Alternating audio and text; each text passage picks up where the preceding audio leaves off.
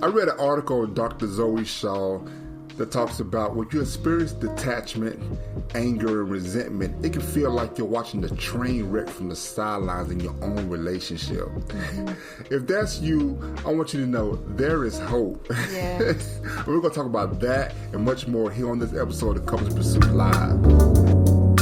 Couples Pursuit. Hello, this is Vincent and Valerie Woodard. And this episode of Couples Pursuit Live, we're going to talk about how to work on your marriage even on your own with Dr. Zoe Shaw. Hey, Dr. Zoe. Welcome, Dr. Zoe. Hey, Vincent Valerie. So good to be here today. Yeah. Good to have you. Mm-hmm. We'd love for you to just share momentarily, because I'm going to read your bio, and then I'd love for you to just tell the people how you got started doing what you do, what drove you to that, and anything else you want to share about your passion. Mm-hmm. Okay, so I want to share with you all, Dr. Zoe Shaw is a licensed psychotherapist, motivational speaker, and podcast host, life coach, and fitness fanatic. She's a mom of 5 and a wife, passionate about helping women who struggle in difficult relationships, especially that sometimes difficult relationship with themselves. Mm-hmm. After 15 years in traditional psychotherapy practice, Dr. Zoe jumped off the couch and now helps women using a different modality with a mix of virtual therapy, coaching services, and programs through a lens of psychology, faith, and a dash of feminism. Designed specifically for women who are struggling in difficult relationships. Dr. Zoe is the author of Ask Dr. Zoe column in the Grit and Grace Project women's magazine.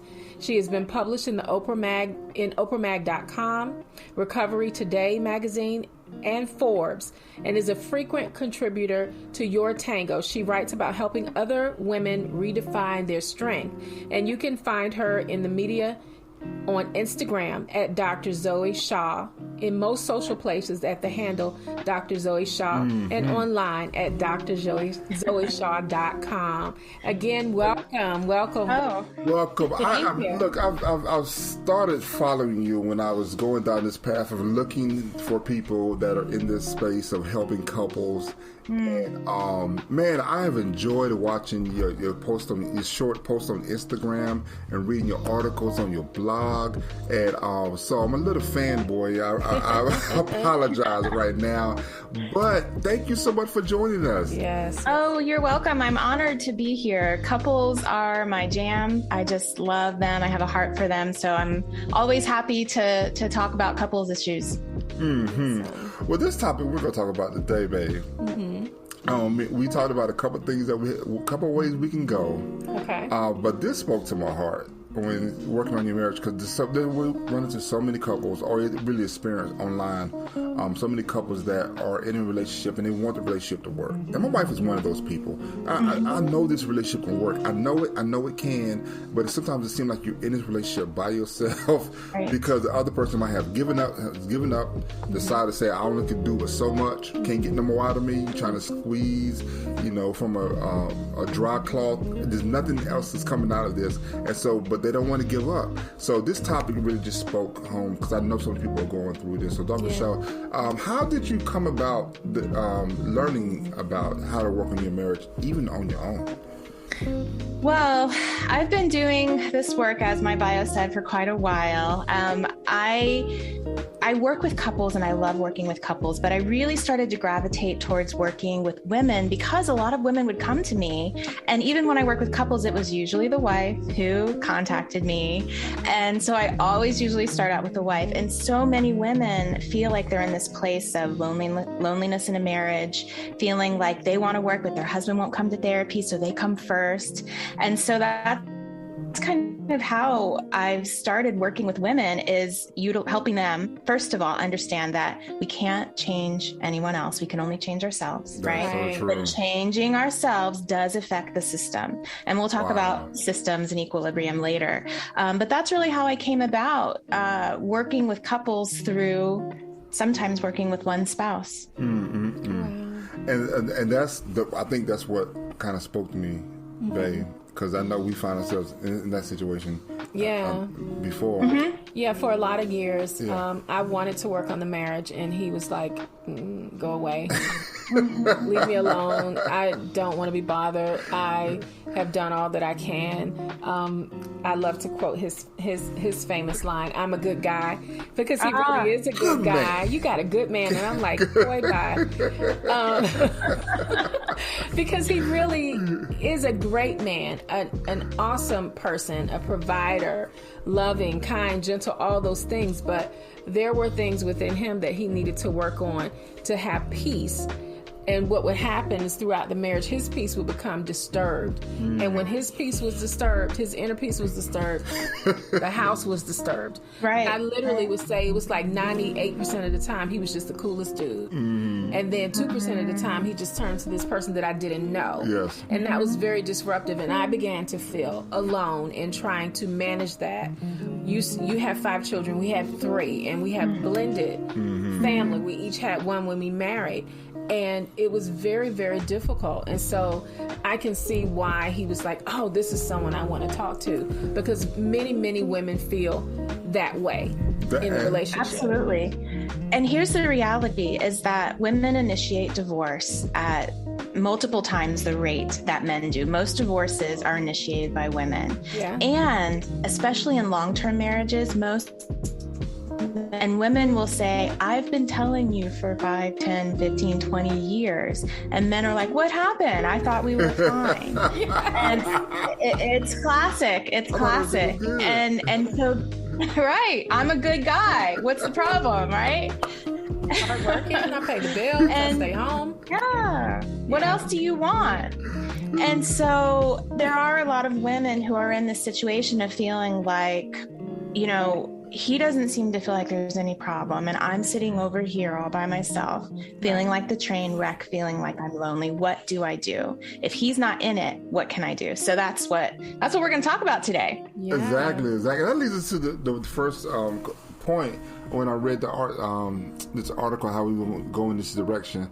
There's one good point. It says, when your spouse is upset with you, don't promise to make a change too soon. Right. That just spoke a lot to me. What can you clarify that a little more? Yeah. Well, first, for the listener that is in this space, in order to start working on your marriage by yourself, you actually need to make a clear decision, because a lot of times women are in a place of, I want to work on it, but maybe I'm halfway out. He seems like, and so when you're working from a place of being on the fence, you're not going to get very far. So you need to first make a decision. I'm in this and I'm going to do this, or I'm out. Right. So I encourage a woman who's in that space to first have that conversation with herself, first make that commitment again, because honestly, we commit every day to a relationship. It's not just a one-time thing that lasts forever. We have to intentionally commit. But once you've decided, okay, I'm committing, then yes, we want to look at these steps. And one of the first things, especially if you know your husband has an issue with something and you want to, or your wife, I mean, it goes both ways. But if you're sometimes so desperate to fix something, you'll say, okay, I'm going to change this. I'll change this and I'll change this and I'll change this. And this is a cyclical pattern that sometimes happens in relationship. You promise to change because you want the relationship to work, but you haven't sat and thought about things like, why do I do that behavior in the first place? Yes. How does that behavior serve me? Right? And in changing it, is that something that I can maintain long term? So before you make any promise to change, first sit with that. And a lot of people feel like, well, if I say that, then it'll seem like I don't want the relationship to work. No. If you look at your spouse, and we're going to talk about authenticity too, but if you look at your spouse and honestly say, I know that that's an issue you have with me. I want to think about it and consider it. I want to understand why I do it and make sure that I'm able to change, or that if I commit to a change, I can keep that. Most people are going to respect that. That actually feels better. He's actually going to believe you more than to just say, okay, I won't do that anymore. So think about it. Actually make that commitment to process that with yourself. That's really good information, because it's difficult to, as much as we want to change things about ourselves, like without any outside influence or input, it's difficult to make that change until we find out, first we recognize that we're doing it, and then we need to find the root of the behavior Right. And then we can change how we think about that. And then we can make the decision, oh, I don't want to do that anymore, because number one, the result, the way it affects me, my family, my circle, and then go forward. And if we make that promise too soon, then it's like, it's like saying the sun's not going to come up in the morning. When it's going to come up every morning. It's still going to come up. And you want to understand why. So when you understand why, oh, I do this behavior because it serves me in this way, because it makes me feel safe, because it makes me feel whatever it is. Sometimes you can recognize, yes, it's hurting my spouse. So how can I still get that gain in a different way? Right? Yes. I love what you said about committing every day. That's powerful. That's true. Most people don't think about it that way. Yeah, it's like we did it one time 25 years ago. I said I do. Right. I said I do. Did you hear me? Wasn't you there? I believe you. It's like the guy, and usually it's the guy, the male, that says, well, I love you. I told you 10 years ago. I need to hear that. I need to see that. Love is action, it is action as well. So that's true. So when we come from that, what you just said, how we need to own our behavior and also commit ourselves every day. So what's next? So I get the gist of that. Like, okay, all right. Every day it's a new. I'm in this. Yeah, I'm in this. I want to, because I see some like as we intro detachment, and you kind of get some things that kind of you lose control of. It's not really that quite bond as it was before. So all right, Dr. Zoe, I got you. So I'm commit to this. I'm going to own my behavior. Well, what's next? This is good. Yeah, well, this might actually sound like counterintuitive. This might sound like an oxymoron. But what I'm going to ask you to do, if you're in this space of working on your marriage by yourself, is to begin to distance yourself. And someone hearing that might go, but wait, I thought, well, yes, you are. But when we come to our spouse with this anxious energy, when we start to move toward him and pull, his natural human reaction is going to be to move away, right? And so what you have to do actually is recognize, wait, it's me, I'm changing. I'm not trying to make him do anything. And I need to give myself some distance. I need to give him some distance. And we're looking at something called interdependence, right? Versus dependence, which is actually a healthy state. When we look at relationships, I like to think of what are those circles called? I'm missing concentric circles, like it's a Venn diagram. So if we think about a Venn diagram, if we think of a circle by itself and two circles by itself not intersecting, that's not healthy in a relationship. Right. But two circles on top of each other is also not healthy. Right. So we want to think about a Venn diagram where you each have your individual selves and you have a healthy intersection. And most of the time what you have to do is distance, which is proving to yourself, I'm okay by myself. I'm okay on my own. I want this relationship to work, and how can I distance yet still maintain commitment to the relationship? That is so good. I think about when you brought that up, interdependency versus codependency, and how sometimes you hear couples. What I say right? Dependency. Okay. Yes. And how sometimes you hear couples say, "Well, he completes me," or "They complete me." And it's like, okay, well, so if they're having a bad day, you're going to have a bad day. That's basically what we're saying here. If they're not happy, you're not going to be happy. And I understand to help show empathy. I do understand that. But the fact that, sometimes the spouse could just be going through some depression, going through some things they have to work out. And, so both of you, this is not going to help for both of you to be depressed. And both of you try to, find yourself trying to help each other out through this anxiety, this state of we're so angry and mad, and I'm angry and mad, you're angry and mad, so we're just not going to talk. We're not going to even talk about the issue or the subject. So we need to find ourselves, like you said, to distance ourselves so we can actually take some time to repair what's going on with us. I love that. To self-evaluate as well, because we also should be independent enough to not be moved by every emotion of our spouse. Like, because he's upset, that doesn't mean, oh my gosh, what did I do to make you upset? Or well, what's your problem? It shouldn't become just because he feels that way. I care enough to know that he feels that way. And then I also care enough to know how he likes to be approached or not approached when he's feeling that way. Can we talk about it versus taking it onto myself and then making it my problem or our problem when he is obviously the one who's having an issue? That doesn't mean I don't care. It just means that I am still an individual. You know, and I'm not like I like to say, he's not my personal thermostat. Right. I love that. My temperature. Yes. That is so good. That is so good. So that's from the state of, committing to the relationship every day, and then understanding that when your spouse is upset with you, don't make promises or changes too soon. Like, but I will never do that again. Well, what did you do? I don't know, but you didn't like it, so I won't never do it again. So we find ourselves at a place where we have to distance ourselves sometimes, not bring so much of that anxious energy. Like, I want this to work so bad. I want this to work. And the person is like, wait a minute now. We're trying to get back to a good place because we find ourselves going kind of astray, so you can't really bring all the anxious energy on me. So what's next, Dr. So what's next from we get to friends?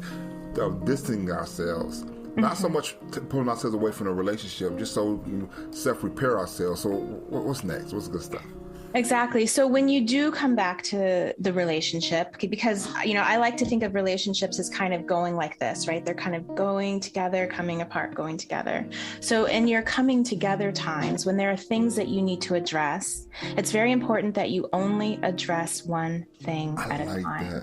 I like that. Because often, especially if someone's conflict avoidant, which means you always, you're trying to avoid conflict at all times. Once a conflict happens, conflict avoidant people will tend to bring everything in the kitchen sink because it's like, okay, we're fighting, we're arguing. Okay, let me bring it all in to get all this over with because I don't like conflict, but now we're here, let's do it. And then nothing gets resolved because you've just brought 43 issues, right?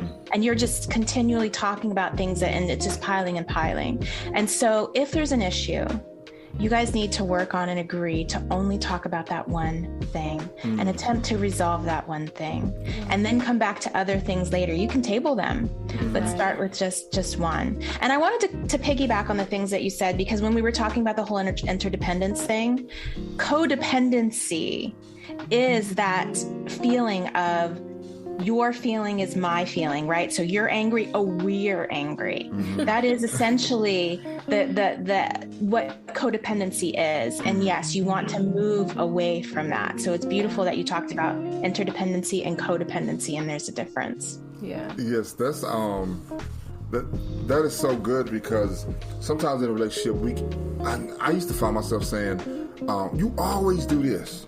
You every time we talk about this, you're always saying that. I'm like, and my wife was like, really? Always? No one ever always or never does a thing. And that can become so infuriating. And one of the issues that we did have was he was conflict avoidant. Now we don't have that issue. He's open to talk about things. But I would always wonder and wants to talk about it. I'm like, why do you just keep bringing up everything else? I want to talk about this issue.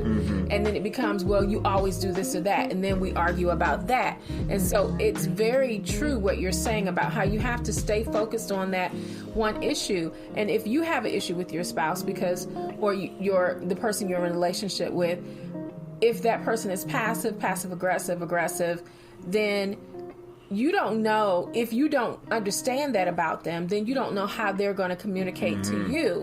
Right. And then that could just create a whole, knotted ball of yarn that you'll never get out of. You won't resolve anything. So what happens? I know I'm taking this side road. I'm trying to be respectful for the time. But what happens when you do find yourself like with so many things you do want to talk about? I know you said table them. So how long should it stay on the table?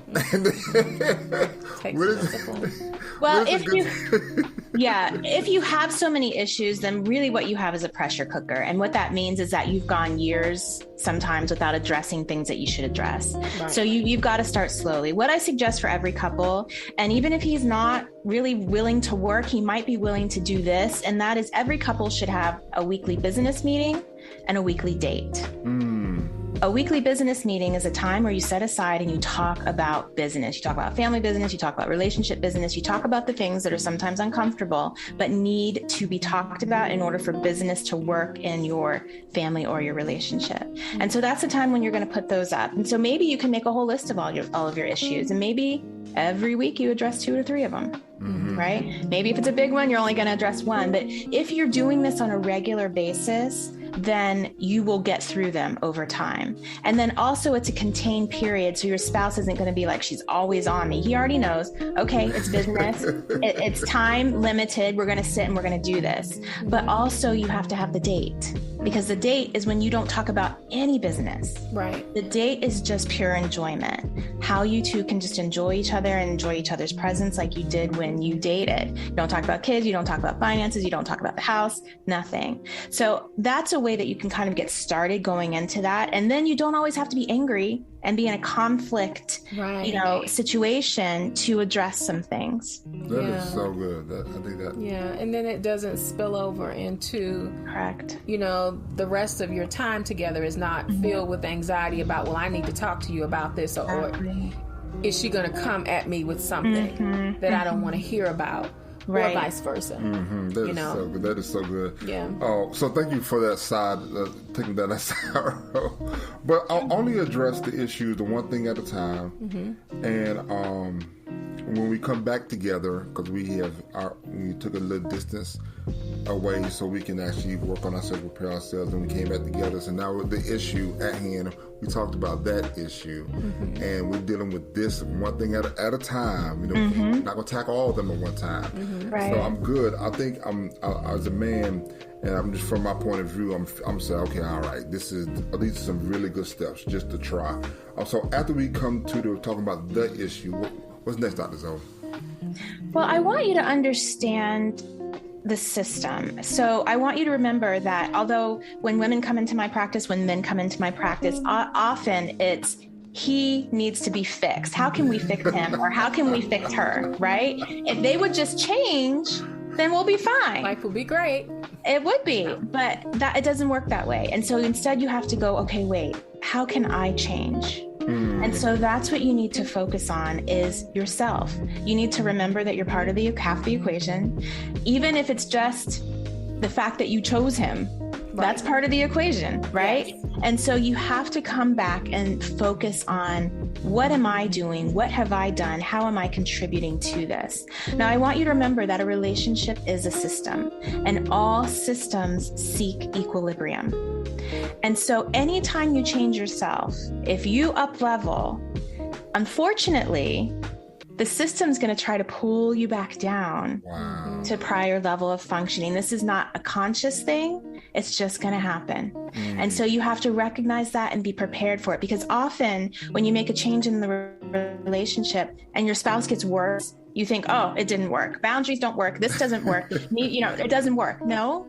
It's that the system is trying to pull you back to equilibrium. And so your job is to stay solid and strong. And eventually, if the system can't pull you back, the system will rise, because it always seeks equilibrium. And so I want you to keep that in your mind as you're seeking to make these changes in your marriage. Remember that idea of a system and what you're doing and what you're going to expect. It'll get worse before it gets better.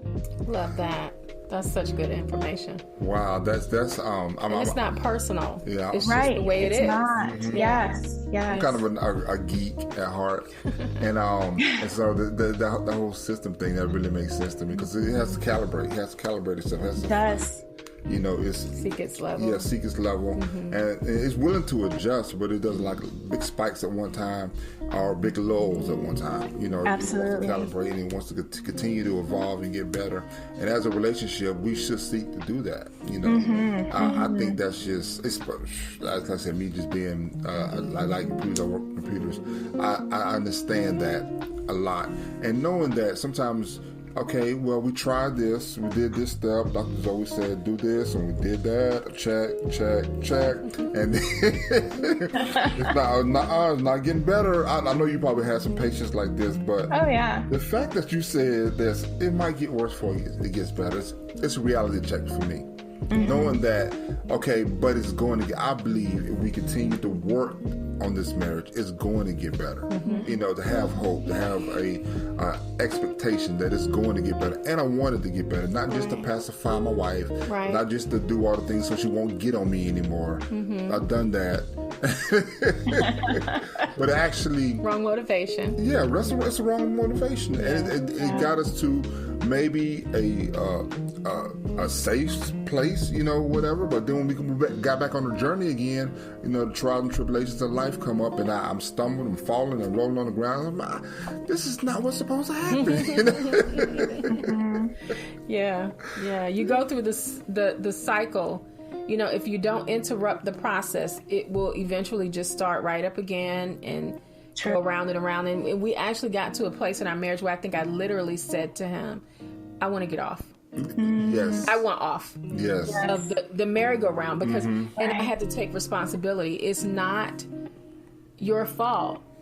It's not just your fault, because when I spoke earlier about the type of communication, if I'm passive about things that he does, if I'm passive aggressive about, if I'm not assertive, I'll just put it that way. If I'm not assertive about a thing, or he's not responsive to my assertiveness, we don't get anywhere. And then we just kind of bump heads for a while, and then we stop. And then we figure out how to get intertwined again, to get life and family and everything going, and nothing gets resolved. Well, that is wow. Way. That is so good. What time is? You're doing a good interview. You're on a good interview when you always run out of time and you got so many more questions. But you know what that means, Dr. Zoe? We have to have you back. I'd love to come back on. Yeah, talk some more and be able to share. I believe this is going to help a lot of people. I do too. And before we go, I really would like to hear. I guess just last words from you before we say goodbye to the audience, because I know they're going to wonder, wow, okay, what does Dr. Zoe think about this, that, and the third, whatever. But just like you said, the system. Give us the play. So not so much we're going to run this, we're going to do this, we're going to do that, but the overall strategy, that's the word I'm looking for, of how to work on your marriage, even on your own. Right. So the overall strategy is to recognize that it's about you, not about him, that you've got to work on your own self, fixing yourself, understanding yourself, that you want to also recognize that any change that you do will change the system. And here's a little tip. There's a concept called successive approximation, and that's rewarding successive approximations, I should say. And Las Vegas understands this very well, and that is actually what gambling is based on, right? So when we're looking at other people's behavior and looking for change, number one, it's important that you praise so successive approximation is when someone makes a little movement in that area, in the direction you want to go. He might not be there, but he made a little movement. You praise that. And a lot of women have problems doing that because they're like, well, he didn't do it all. He only did 5 dishes. Why am I going to praise that? He didn't finish all the dishes. I don't want him to think that that's what I want. And so they say nothing, or they criticize it, which is actually reducing the behavior. But when you praise that successive approximation, the behavior will increase. Wow. And so I just want to encourage you in that as you look at changing how you respond to your partner, because it's all about how you're responding, not about just fixing him. Wow, that is really good. My goodness. Thank you so much. I appreciate it. I know this has just been a blessing to me to be able to just have this conversation with you, to be able to meet you, finally meet you, and to be able to just talk about helping couples. And everything that we can do to help you, feel free to reach out. Like I said, we're going to, hopefully we'll talk again and be able to share some more. So one more time, I know we read a lot of stuff. Did we leave anything out in the bio of how they can get in touch with you?